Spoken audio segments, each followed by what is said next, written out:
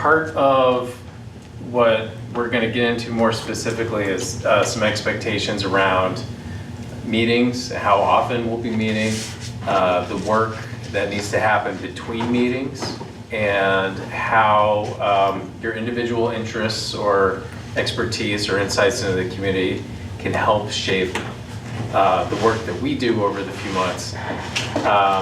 As Michael had mentioned, there's a data component to the work we're going to do, where we collect information. There is a checklist, and there's a bunch of data that's available through the census, and there's data available through the state website. So what we want to do is make sure we're working with the people in this room to make sure that we have the data that we can't get anywhere else. The things that relate to Sebago that aren't going to be on the census.gov or in the main state housing database. That will be an important role for this committee. Another role of this committee is, I often describe it as kind of like being the ambassadors for this effort out into the community. So there's a data component, but there's also a public input component. And both of those things are going to inform the work we do around goals and policies and kind of setting up some longer term things for the town. So think about that as Onarosa kind of dives into a little bit of an introduction, and we'll talk a little bit more specifically in a couple minutes once we get through the high level stuff. Yeah, so we wanted to start with a couple of questions. You all just shared how long that you have lived in Sebago, and so we were wondering who has been involved possibly with the 2006 comprehensive review project. My mom was. I've read it. Okay, that was recently our second question. Who has read it? Hands up. Great. Yep. Good, great, okay. So for those of you who have read it, what stood out to you? What did you like about it? Or what did you dislike about it? It's 77 pages. As positive thing, negative thing? Whichever Just column stood you'd out? like to stick that in. It required more than one beer to get through. Yeah. It's a little dry. A little dry. I'm going to start measuring plants that way now. I like the data. It was informative and it was useful, I thought, when I was on the budget committee. Okay. I think there'll be a bunch of things in there that we can still use, like our natural resources and how we're trying, some rewording maybe, but it did a lot of protecting all our resources and everything, so that'll be good. And that still feels relevant. Yes. Yeah. So what comes through for me on the comprehensive plan is that it describes Sebago as being a rural vacation town, and I suspect that many people in town would like to keep that, but also figure out how we can encourage small businesses and make sure we have a good tax base and that sort of thing. So kind of grow into the future in a positive way in terms of business, that sort of thing, but maintain the essential character of Sebago, which is farming, rural vacation, and that's just my opinion. But one thing I'm hoping we talk about is, in terms of data collection, is making sure that as many people in town have an opportunity to say what they think Sebago should be like, but more than that, just explain it in some way. Because it's easy to say, we want Sebago to stay the way that it is, but have good small businesses. That's the easy part. The hard part is, how do we get there with our comprehensive plan and then subsequent ordinances?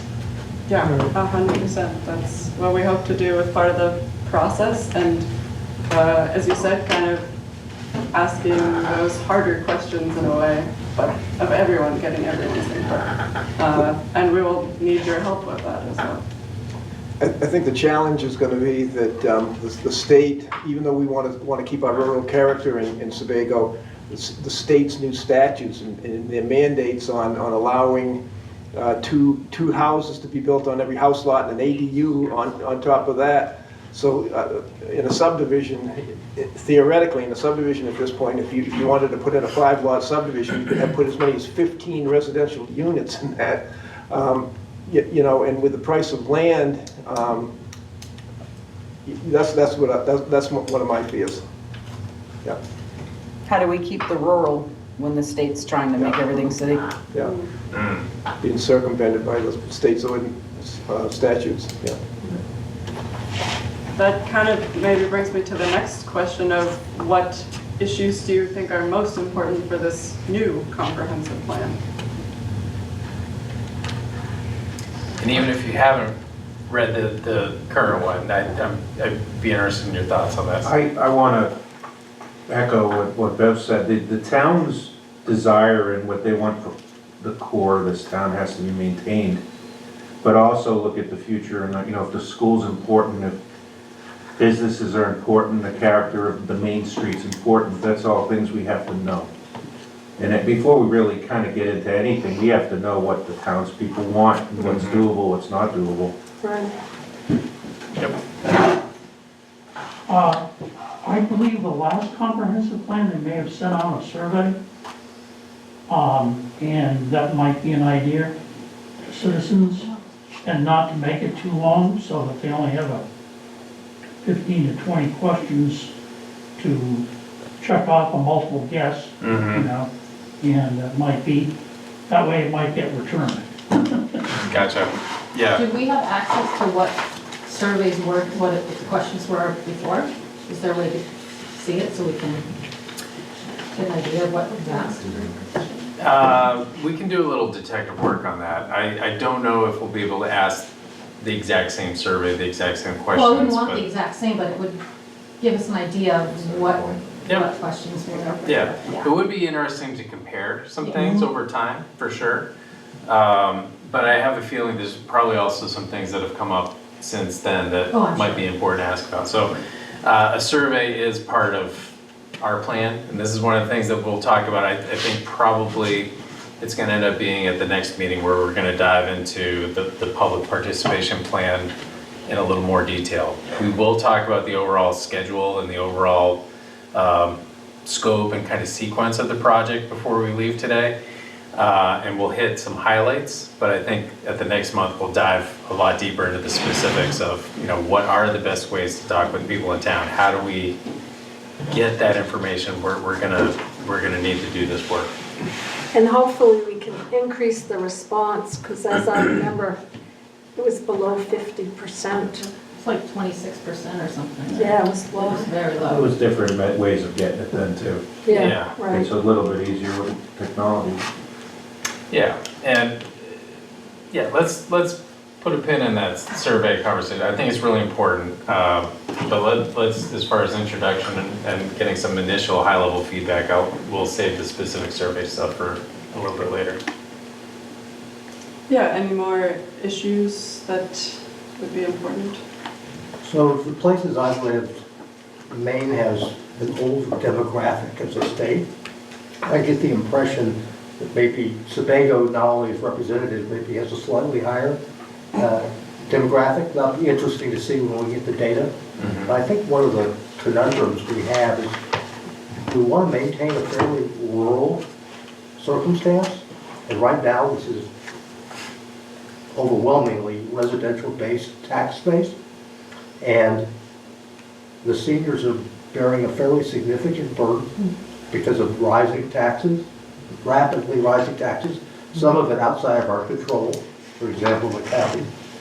And that balance of how we can maintain a rural residential focus without creating an undue tax burden is going to be challenging, in my opinion.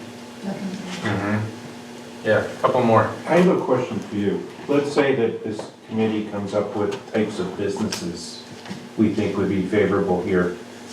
Would you actually do surveys from them on what they're looking for in the town? I've not done that specific kind of thing where we've, unless it's at a different level. Like if it's a downtown or economic development plan, we've talked with developers, owners of other kind of businesses and say, you know, what would it take to get you to open up a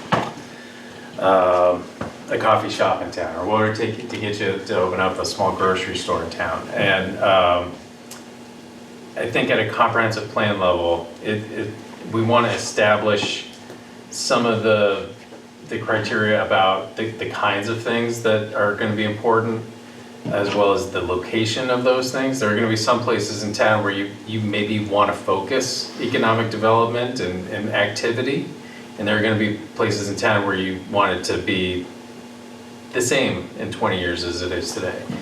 So I think those are where we're going to start, and then we'll see how much further down on specific types of businesses or specific business owners. I think that is likely to be kind of the next level. That's like an implementation recommendation coming out of the comp plan probably. So follow up to John's thought process. Do I recall correctly that your firm worked with Standish on their comprehensive plan? That's, yep. And Right. just, for example, Standish obviously is an adjacent town. Do they have a, let's call it an economic development component to their plan? They do. You know, every town is a little different depending on their history, their role in the region, and those kinds of things. So I can tell you, you know, this is not your homework, you don't need to read the Standish plan, but they have a lot of recommendations in their plan about zoning changes for their village areas and infrastructure, design standards, those kinds of things. Well, without necessarily, I think reference to other towns' comprehensive plans is a good resource for us. But without necessarily looking at a specific town, I think one of the challenges that we have in Sebago is we're really small in terms of a population base. And if there were ways to leverage through coordination or cooperation with other communities in conjunction with what Sebago would like to accomplish, it would be a good thing. For example, business development. And so if there was some way that we could, like I said, create leverage in this process. Like a coordinated community development director. Which we have multiple small towns adjacent. We have Baldwin, we have Denmark, Hiram, that would all probably benefit from that. Okay. I think along the way, there's going to be a lot of specific recommendations that come up, and a lot of like, you know, a comprehensive plan. We have a couple of slides here.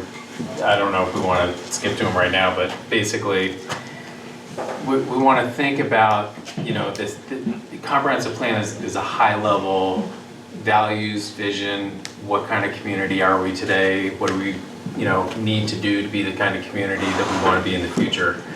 And coming out of that, there's going to be some policies, some recommendations, and things that will kind of move the town along a path to kind of keep moving toward that vision. And I think the kind of thing you've talked about here is like it's not, you know, a value, it's not a real high level goal, but that's a specific recommendation. That's a, you know, hire this kind of person or work with the neighboring community on these kinds of programs.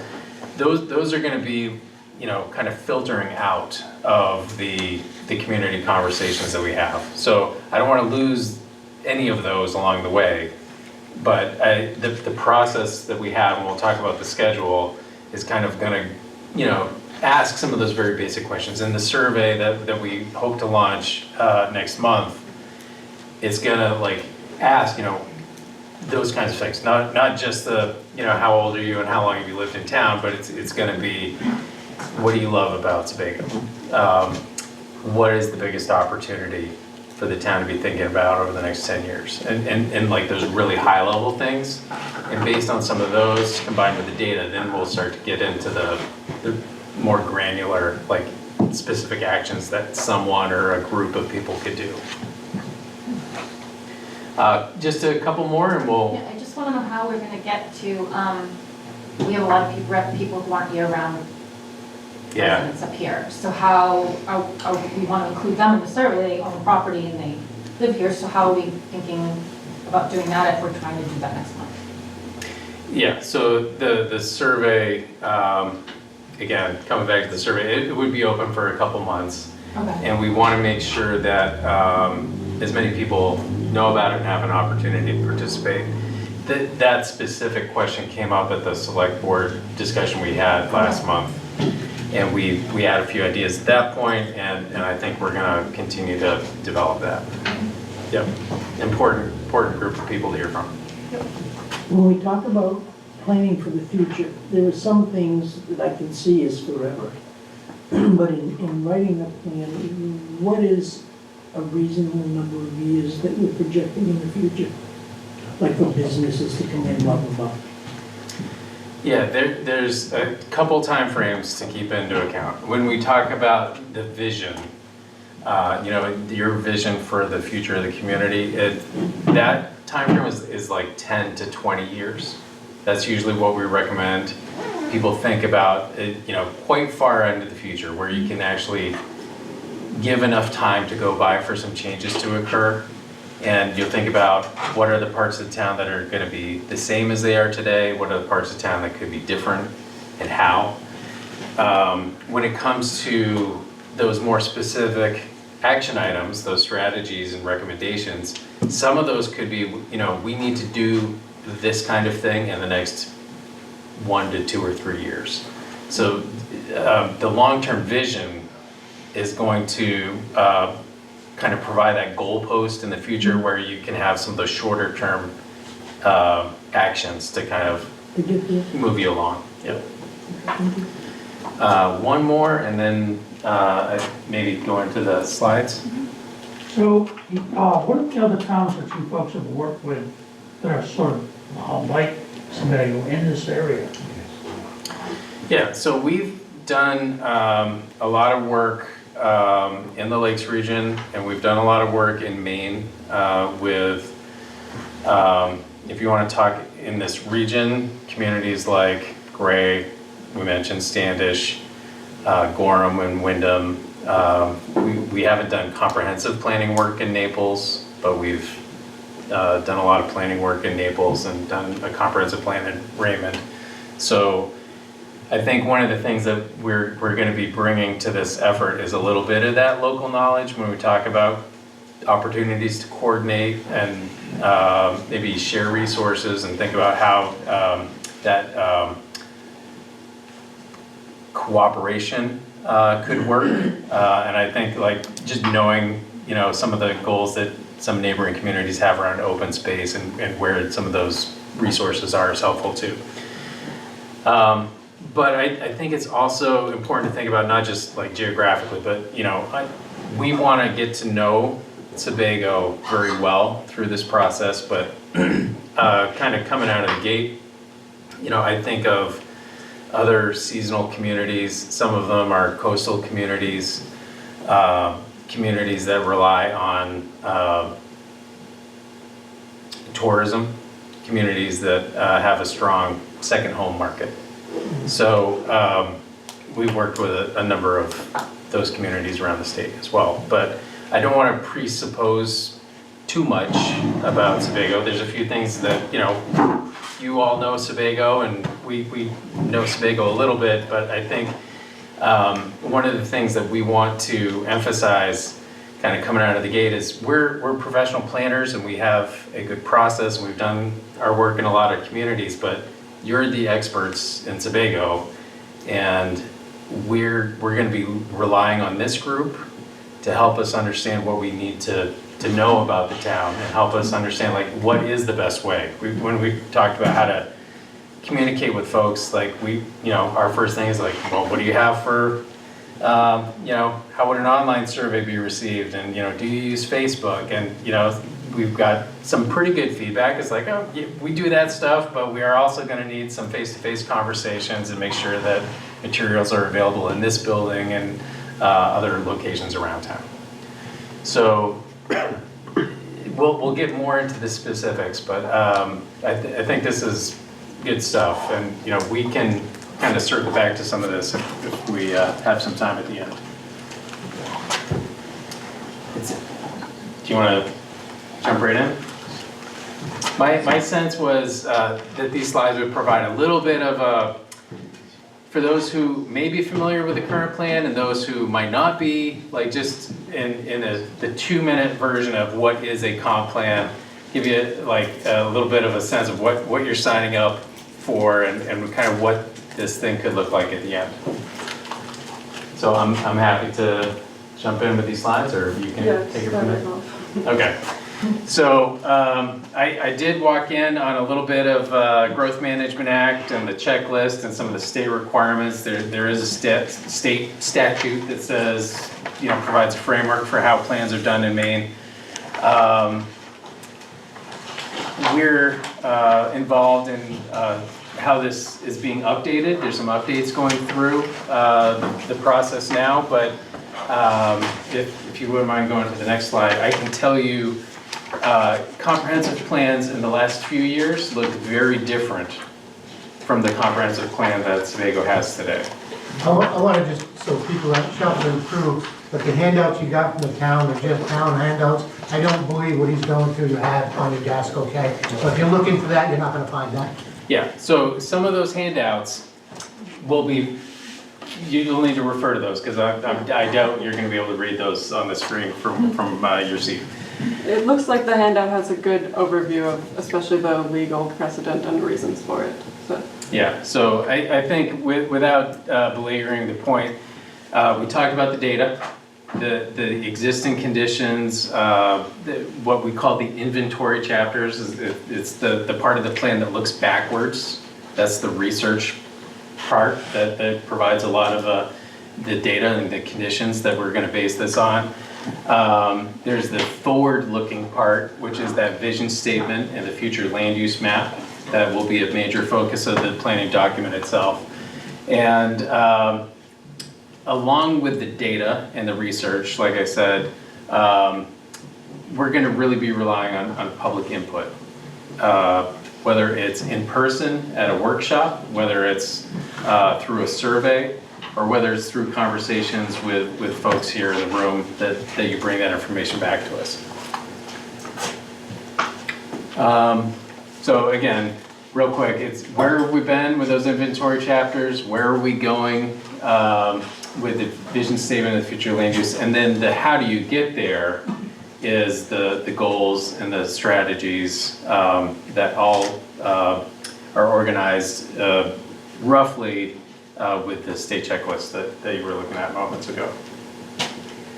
So I think our job is to kind of manage the project and worry about the checklist, and we want you to be thinking about the future of the town.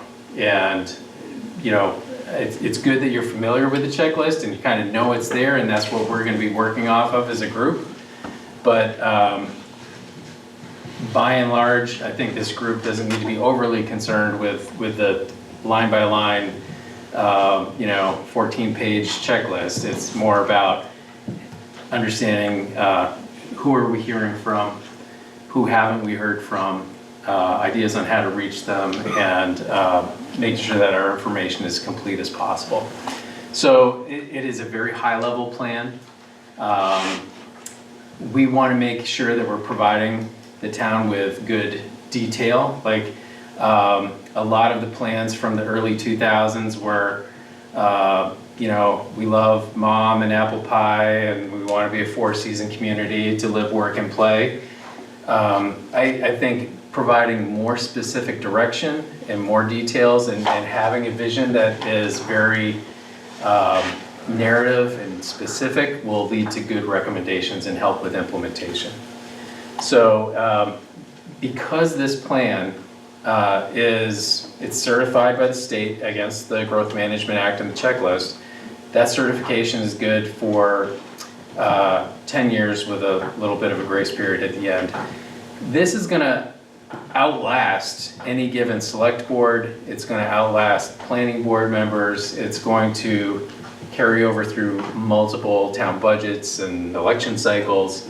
And it's gonna be something hopefully that volunteers, elected folks, town staff will be able to lean on for guidance and kind of keep going back to.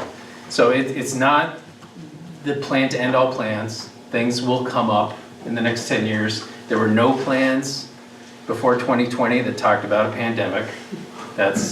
There will be things that happen that this plan cannot foresee, but I want you to just kind of understand that this is going to be something that you can kind of keep coming back to, something you can, when it's time to make decisions. Some towns have said, well, if it's not in the plan, we can't do it. And that's not true. You know, the plan can provide some guidance, but it does leave plenty of room for volunteers and elected officials and staff to help make decisions on things that will come up over time. So,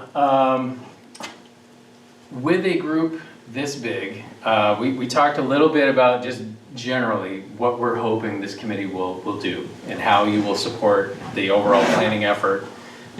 Some of this is again up here. We're helping be the ambassadors of this. Making sure as many people as possible are aware of this effort and have an opportunity to participate. Helping us understand, who we're hearing from, who we're not hearing from.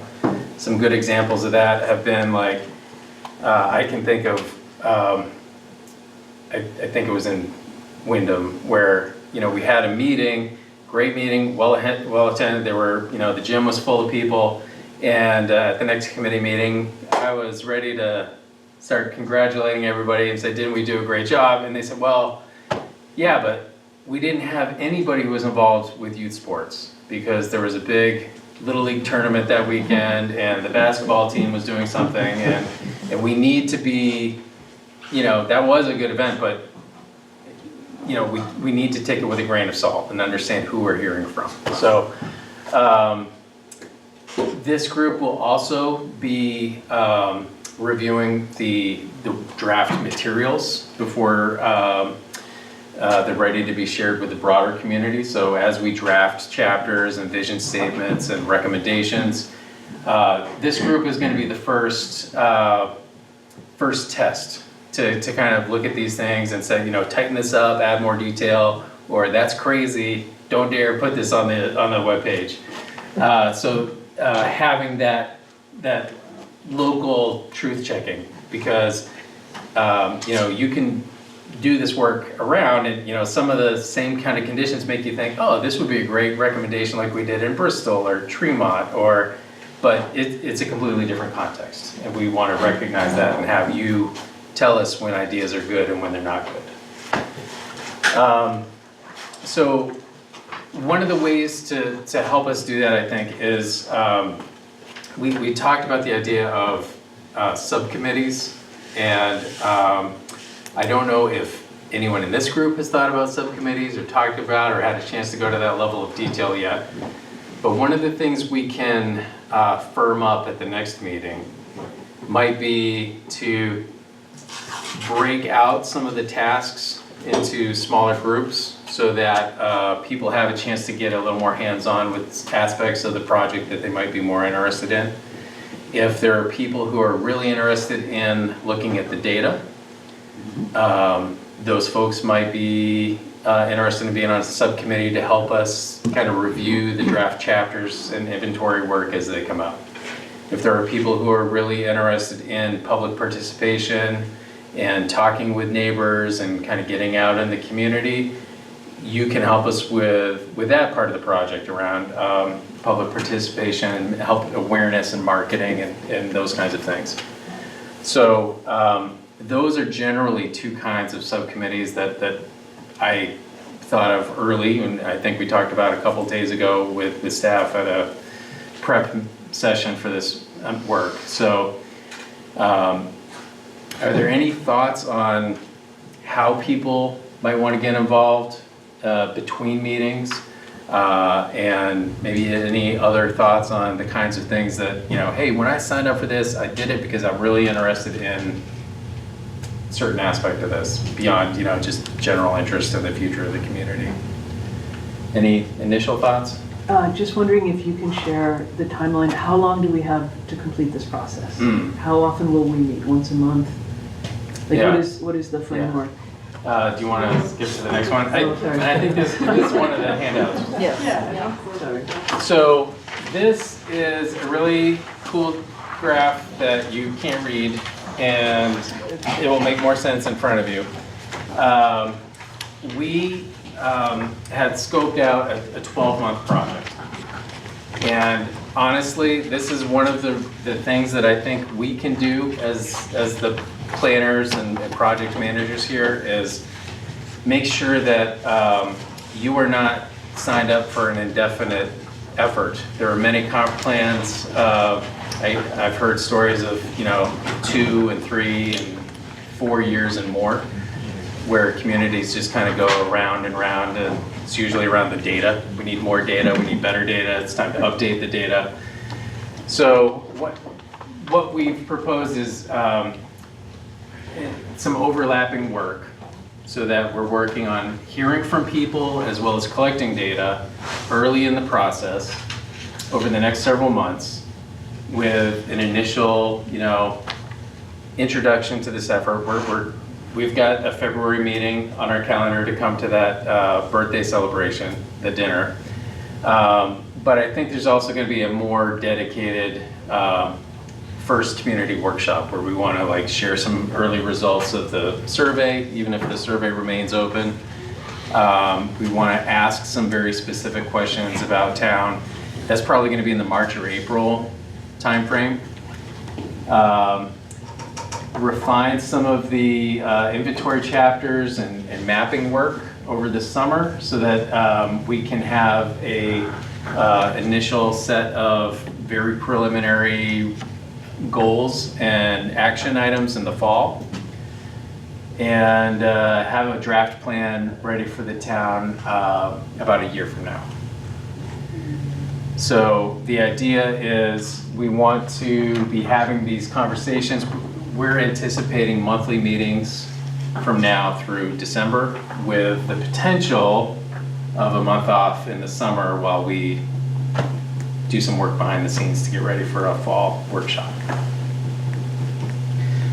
Yes? What do we need to do to prepare for next month for the birthday bash? What can we do to support you to have a good showing at the birthday bash?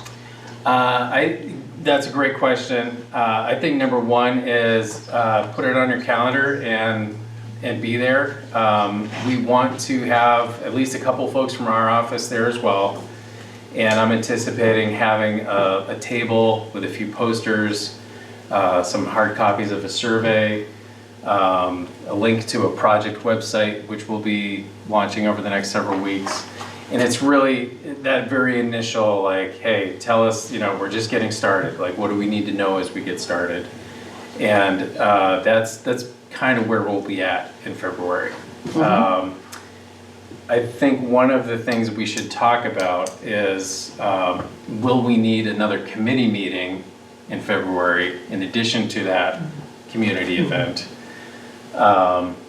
Because that event's going to be, I'm expecting hopefully just saying hi to your neighbors and being social and enjoying the party, and not a work session like this.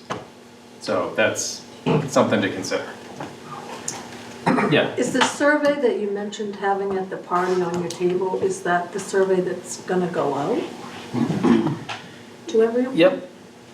Our intent is to have a survey. We have 5 questions that we always like to use, and I gave you a sample of a couple of them. What do you love about Sebago? What are the biggest opportunities that you foresee? What's your big idea? What's the one most impactful thing that the town could do to make the future better. Like, there are, I think, a number of other survey questions that we've got kind of in the stable of survey questions, but to someone's earlier point, we don't want this to be the kind of thing that takes a half hour to do. Like, ideally, this is going to be between 5 and 10 questions. It's going to take about 5 minutes to complete, and it's going to do a couple things. One, it will give us some good direction on those very high level kinds of things, like what kind of community would you value in the future? What are your big ideas? What do you love? Those kinds of very big themes. And it's also going to help build awareness for the project overall by doing this early and kind of getting this in as many places as possible. At the end of the survey, we may have the ability to say, hey, come to our meeting on March 24th, or come to this workshop to talk more about these kinds of things. So that's really the intent. We want to do kind of as much as we can with all of the interactions we have with people. So there will be good data that we get from this, but it's also kind of going to build into the next task. I have a question for you. This is a lot of work, right? We get that. The scale of the work, shouldn't we be comparing your survey to the old comprehensive plan so it gives us a foundation? Rather than trying to invent this all Yep. and find what's not clicking between the survey answers and what we have, and then correct that, wouldn't that make this a lot smoother? Yeah, and I do like the idea that there might be a few questions that we could borrow from the last comprehensive planning effort that you can kind of see if attitudes or conditions have changed over time. The survey questions are not totally set. We don't have a survey that we do for every town that we're ready to hit print tomorrow. But I wanted to give folks an idea of, you know, the kinds of questions and the general length of the survey that we're envisioning. I think the questions are cool, whatever you ask. I think one thing I want to do, and I'd like to have the comprehensive plan and know it, for me, I'm going to know it inside and out, because I want to know when we get those answers, what doesn't work. Because that's when we can start building committees and working on things versus starting from scratch. It sounds like it's a monumental task that we don't need to do if we don't know. Yeah, no, that's fair. I think one of the things that I don't believe is in your handout is we've kind of drafted up a public participation plan based on the proposal. So this schedule was in the proposal. It's subject to change. If we need to add some time or spend a little more time on a particular thing, we can do that.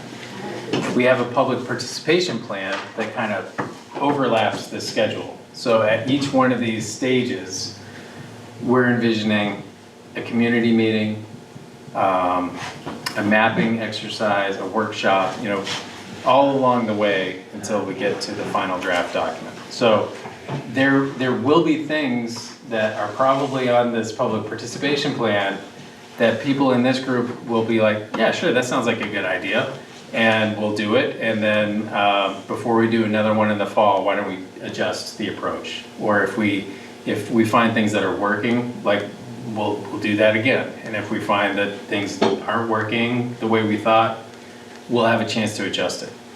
But the idea is we want to have an approach and a plan out of the gate that we can kind of truth check with the people in this room, and then recognize we can make adjustments as we go. So, any questions about the schedule overall? Yeah.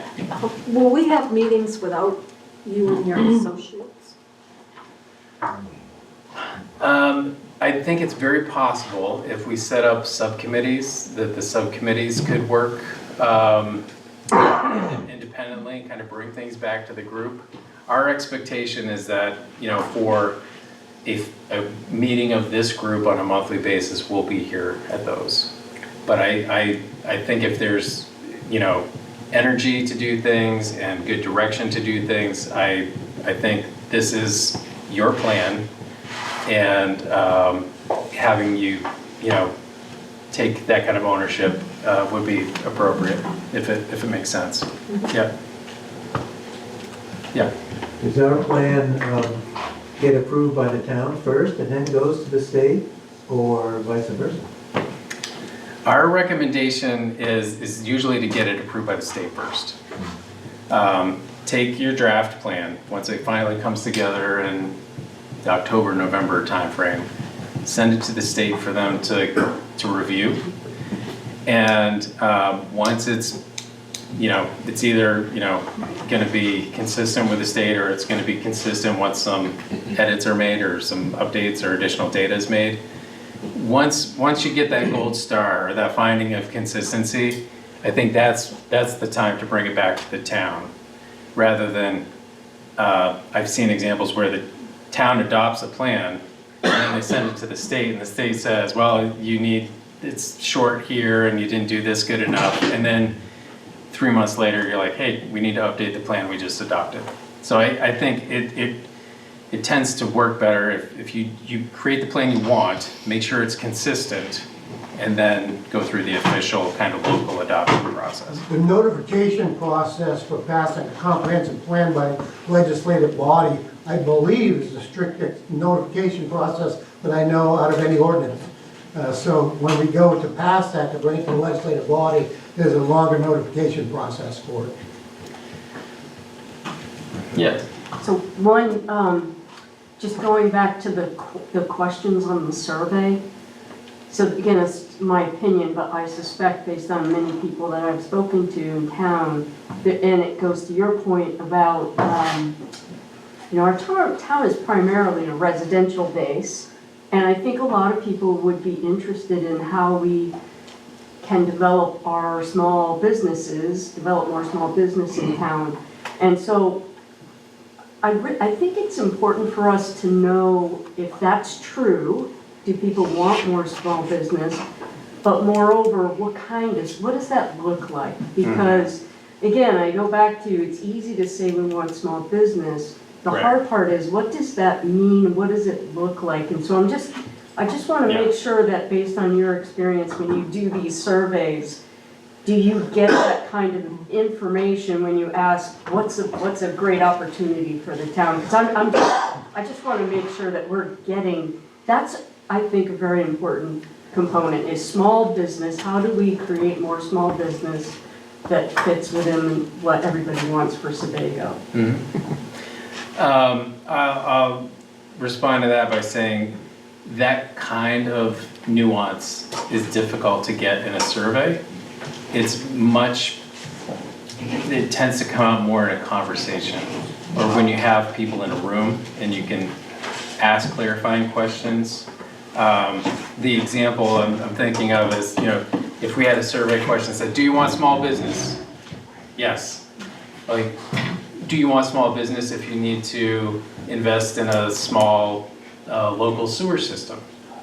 Like that may be a very different answer. Or do you want small business if it means adding a new lane to 114 in town? Those kinds of things. If you've got a 5 or 10 question survey, that level, you're probably not going to get to with a specific survey question. But what about asking something more along the lines of I'm interested in knowing, when we're talking about small businesses, are we talking about restaurants that support the summer people? Are we talking about more shops, and where would because I think it's really important for us to understand, what does the town want that's more specific than just we want more small business in town. We want to have more than just a residential base. Right.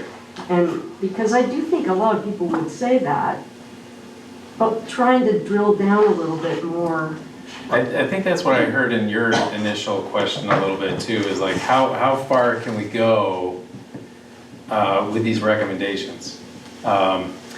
One of the things about comp plans, as I said at the beginning, it's the highest level municipal planning document.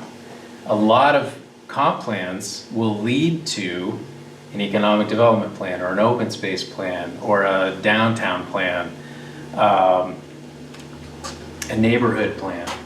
So we want to make sure that the comp plan for Sebago is doing its job as like the town-wide high-level plan. But one of my, pet peeves, I guess, is leaving a planning effort with an impression that, oh, it's just a plan that says we got to do more planning, right? We want to have some concrete recommendations and specific things we can do. So that's really the balancing act that I think the people in this room can help with. That when we establish a very clear high-level vision, values, how do those things translate into the kinds of businesses that would be kind of the most suitable kind of next step for Sebago? Where would those be? What kind of support or infrastructure would be required to help create that environment where those kinds of businesses would be successful? Yeah. If I could just jump in quickly. In part of the public participation plan that we've kind of been beginning to talk about, and you already sort of made a point about subcommittees, those, again, that's a question that works really well to get nuance in a conversation. Just from like a practical standpoint, the data that comes from putting all of that in a survey increases time, work, all of that. So having those conversations is not just a way to collect the data, but a way to engage people as well. So that might be an opportunity, if you're interested, in a subcommittee to have those conversations. And we can talk about what like a focus group could look like. One of the things that, I kind of mentioned coming in is like, when I think about the process, I'm like, oh, there could be a subcommittee for public participation, a subcommittee for helping with the data.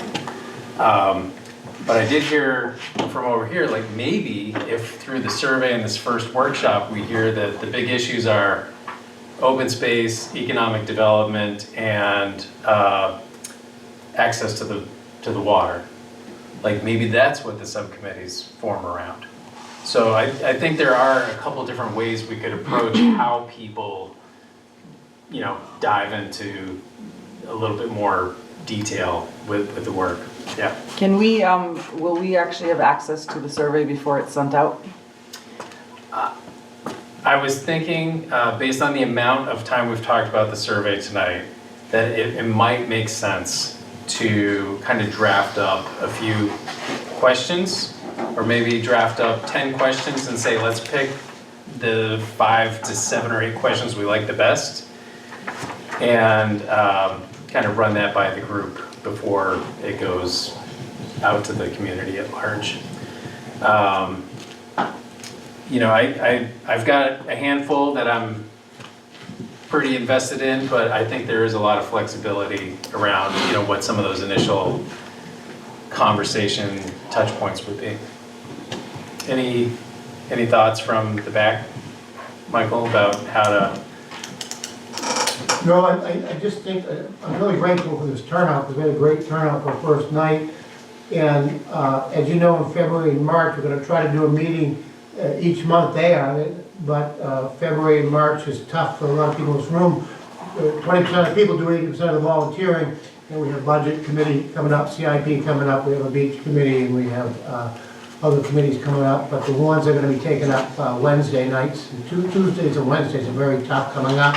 That's besides select board meeting and planning board meetings that come up. So I think that you did a great job. I really want to do this as an orientation, get everybody in the same room, see who's going to be here, see what their interest is. You let them know with the website that's going to be set up dedicated to this, and so we can share information and then get some input from this group. And then again, we're very grateful for the crowd that showed up tonight. It's a great group. I have one other question. Okay. It's technical. The invitation that we received in our emails referenced a platform help, or is that a Garrett help? This is my only computer. I see. So help. Yeah, I think a lot of what we're gonna do is gonna be things that you can read, either in hard copy or probably on your phone. I'm gonna be the project manager on our end and coordinating primarily through Garrett. Christina and Michael will be well in the loop. But most of our work, and I think if this committee can be, if you have questions and comments, kind of get them to Garrett, and Garrett and I will be communicating regularly, and things that we need from this group will be going through Garrett as well. So if you have questions or those kinds of needs or feedback for us as an overall, that would be the preferred communication path. Okay. Yeah. One more. Point out that there are computers available at the library. You just have to get there, get when they're open. Yeah. Yeah. How do you anticipate the rate of growth with LD 1829 and the ADUs in a town like Sebago? We will do a population projection. I honestly, part of that's going to be informed by recent building permit activity, census data. We're going to draw on a few different sources when we make a informed guess about the rate of growth and population change. We'll see. It'll be interesting in a town like Sebago to see if accessory dwelling units significantly impact that. My guess is Yes, They already are. they are. yeah, so we'll have to see how that goes. And part of our ask to this group is to make sure that, you know, we're gonna truth check this stuff with this group. And if you're just like, well, gee, that doesn't seem to make sense, or like, how did you get to this, the state data is saying this, but that's not what we're experiencing at all. Like, we're gonna wanna hear about that from folks in this room. Have you had any interaction with other towns that are having the same problems with these new statutes from the state? It's still an evolving issue. I get calls every week about ordinance changes and implications and what do we need to do, and how is this? It's kind of a moving target, and It really is. Yeah. So I just wonder how you write a comprehensive plan for the future with this. I mean, this is a big unknown. And Yeah, I think in a nutshell, knowing we're at just a little bit past what people had signed up to commit to tonight.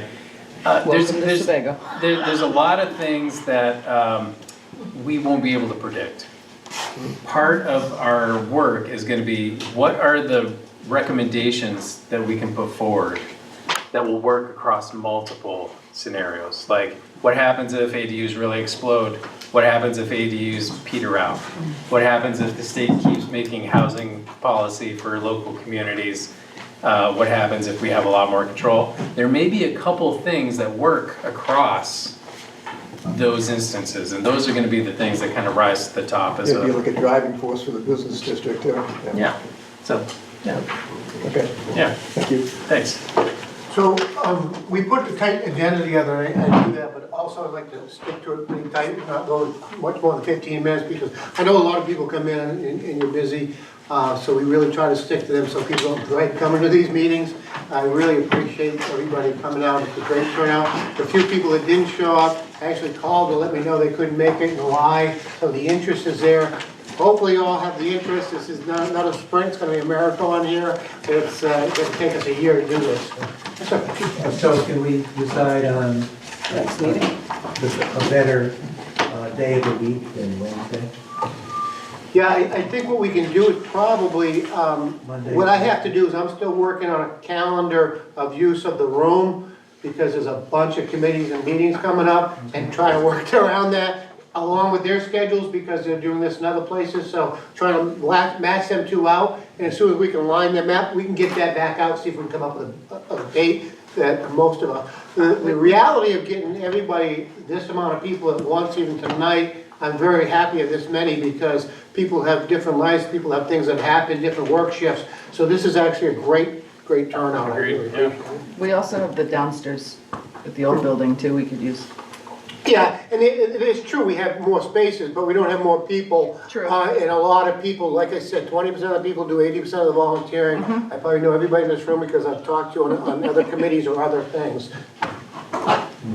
Didn't mean to interrupt, go ahead. No, so I think with that, like, I'll stick around for a few more minutes if people want, but I think, thank you very Do you wanna much schedule the for next signing meeting? up. Michael is gonna look at the room schedule. I do feel like there's a lot of advantage to like having, if it's the second Wednesday or the third Monday or whatever it is, just to be able to plan on it. So that's what we'll strive for. So I think we should meet in February too. yeah. Just saying. So are we gonna schedule a February meeting? No, We'll see what the room schedule looks like and that kind of thing. Especially for you, because you're on every single he is. Sign up for now. I noticed that. I can cause problems, just go,